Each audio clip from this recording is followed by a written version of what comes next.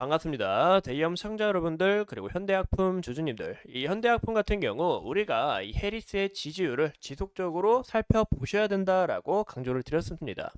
현재 이 낙태 관련주는 저는 더욱 집중될 수밖에 없다라고 생각하는데요. 그 이유가 민주당 측에서 이 낙태권 이슈로 지속적으로 강하게 파고들 가능성이 높기 때문에 이런 부분에서 우리가 파헤쳐 보셔야 된다라고 강조를 드리는 거죠. 현재 이 트럼프와 해리스 지지율 상황을 우리가 함께 보시면 우선 이 베팅 사이트인데요. 이 폴리마켓이라는 이제 베팅 사이트입니다. 현재 이 트럼프가 어제 61%였는데 현재 이 해리스 같은 경우 어제 36%였어요. 현재 보시는 것처럼 트럼프가 줄어들고 이 해리스가 더 올라갔다라는 거 우리가 확인을 해볼 수가 있는데요.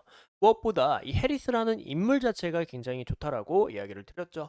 흑인이고 여성이고 중상층이고 이런 부분에서 이 모멘텀 자체가 더욱 커져갈 수밖에 없고 현재 여론들도 여기에 대해서 너무 찬양을 하고 있다라고 우리가 봐주시면 좋을 것 같습니다. 이런 부분에서 현재 큰 폭으로 상승하다가 현재 정체되어 있지만 여기에 대한 부분 얼마든지 바뀔 수 있다라는 거 우리가 참고해 주시면 좋을 것 같고요.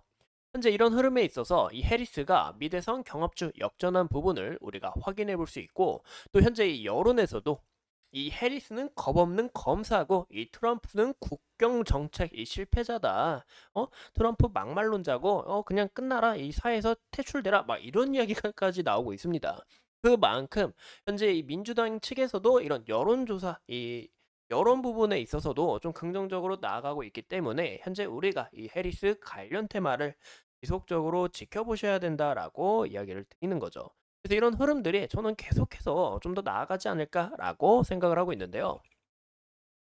무엇보다 현재 이 경선 같은 경우 이제 보시는 것처럼 미시간에서 이 해리스가 압승, 위스콘신 해리스 압승, 조지아에서도 이제 조지아 같은 경우 동결, 그리고 여기서는 트럼프라는 모습을 우리가 확인해 볼 수 있는데 그 외로 이 나머지 두 곳과 비교를 해 봤을 때도 한 곳은 동결이고 이 해리스가 더 우위에 서해 있다라고 우리가 봐주시면 좋을 것 같아요. 이런 흐름에 있어서 현재 이 해리스에 대한 부분이 지속적으로 상승할 수밖에 없다라고 우리가 볼 수 있는 거겠죠. 현재 이 낙태 관련주가 저는 왜 더 갈 거라고 생각하는 이유가 이제 2년 전부터 이 낙태를 위해 이 미국으로 가는 이 미국 여성들이 굉장히 많았다고 합니다. 그 이유가 강간, 긍칭상간, 임신도 낙태가 금지가 되고 무엇보다 이 낙태 자체가 거의 안 되다 보니까 이런 부분에서 이 해리스 측에서도 이 낙태권 이슈로 크게 돌파할 수밖에 없다라고 보이는 거죠. 근데 여기에 대해서 유리한 이유가 현재 공화당도 남자고 그리고 해리스 같은 경우 여자이기 때문에 이런 부분에서 토론을 하면 할수록 불리할 수밖에 없다라는 거죠. 그래서 이런 부분이 현재 크게 작용할 수 있고 현재 미국 같은 경우 이 페미니즘이 거의 이제 사상화가 됐습니다. 여성에 대한 이 지지도 강하고 제가 저번 시간에 보내드린 그 영상처럼 이 페미니즘 여성 우월에 대한 부분이 우월주의에 대한 부분이 굉장히 강하다 보니까 이런 부분에서 더 강하게 작용할 수 있다라는 거죠. 오죽하면 이 페미니즘 여성이 "나도 낙태 옹호한다. 나도 이제 낙태를 당할 수도 있었기 때문에." 이렇게 이야기를 하겠습니까?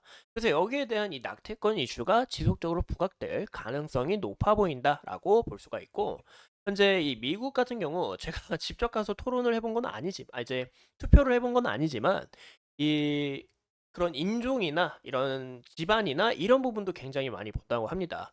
무엇보다 이 해리스 같은 경우 여성이자 흑인이라는 부분에 있어서 흑인 남성들도 많이 좀 옹호를 할 수 있다라는 것과 현재 트럼프 같은 경우 이 백인이고 남성이고 이런 부분에서 좀 역량이 부족할 수 있다라고 우리가 볼 수 있는 거죠. 그만큼 이 굉장히 좀 뜨거운 이슈가 되지 않을까라고 볼 수가 있을 것 같고 현재 8월 19일, 20일 날 민주당 대통령 후보 선출이 있는데요. 이 버락 오바마와 빌 클린턴 전 대통령 후보를 비롯해서 낸시 펠로시 전 하원의장 그리고 민주당 상하원 이 지도부와 현역 의원들의 이어지는 이 지지 속에 해리스는 거의 이 민주당 대통령 이 대선 후보로 확정이 되어 있고 공식 절차만 좀 앞두고 있다라는 것을 우리가 봐주시면 좋을 것 같습니다. 그 이후로 우리가 지켜볼 이슈는 여기에 대한 이슈가 9월 10일 날 이 대선 후보 토론이 있고 그리고 10월 1일, 10월 9일 날 대선 후보 토론이 있는 만큼 여기에 대한 이 변동성 자체가 굉장히 커질 수 있다라는 거 우리가 참고해 주시면 좋을 것 같고 여기서도 이 해리스가 우리가 이 낙태권에 대한 이슈로 크게 나아갈 시 여기에 대한 현대 약품 이런 부분에서 모멘텀을 받고 올라갈 수 있다. 이 테마주 이런 움직임을 나타낼 가능성이 있다라고 이야기를 싶은 거죠.